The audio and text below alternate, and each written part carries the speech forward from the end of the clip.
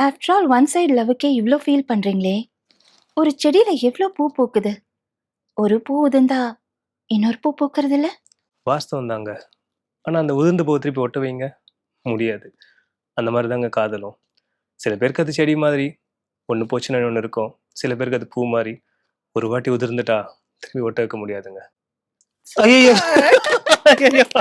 மன்னிச்சிடுங்க. "பூவே உனக்காக" உடைய இறுதி காட்சி.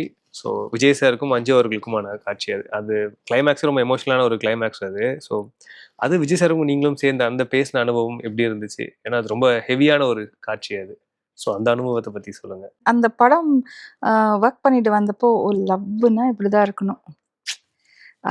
ஒன்ஸ் வந்துட்டா, அதுக்கப்புறம் நம்ம வந்து மாறக்கூடாதுன்ற ஒரு ஃபீல் வந்துருச்சு. ஓகே. வந்தது. உங்களுக்கே அந்த மாரி ஒரு ஆ. தகுதி வந்துச்சு அந்த மாரியா? இல்ல ஒரு வாட்டி உதிர்ந்துட்டா உதிர்ந்துட்டா திருப்பி வராது. உண்மையான காதலா இருந்தா வராது. என்ன பொறுத்தவரைக்கும். இப்ப வரைக்கும் அதுல ஸ்ட்ராங்கா இருக்கீங்களா நீங்க? ஓகே. கண்டிப்பா வராது. இல்லன்னா கமல் சார் அந்த படத்துல சொல்லுவாங்களே, "ஒண்ணு விட்டா ஒண்ணு ஹார்மோன் செய்ற ஹார்மோன் வேலை." செய்ற வேலை. ஆமா. அது வெறும் ஹார்மோன் செய்ற வேலை தான்.